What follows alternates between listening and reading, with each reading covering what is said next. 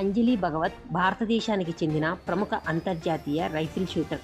2000 సంవత్సరంలో మొదటి భారతీయ మహిళా షూటర్గా, 2002లో 10 మీటర్ల ఎయిర్ రైఫిల్లో ప్రపంచ నెంబర్ 1 స్థానాన్ని అధిరోహించిన క్రీడాకారిణిగా ఆమె ఘనత సాధించారు.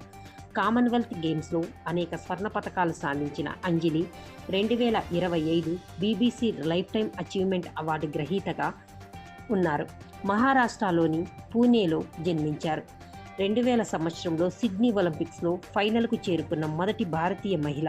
2002లో కామన్వెల్త్ గేమ్స్లో పతకాలు గెలుచుకున్నారు.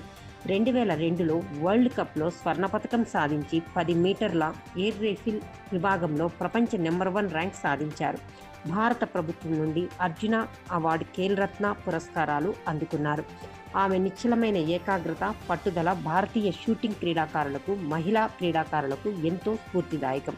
Exclusive on Zee news.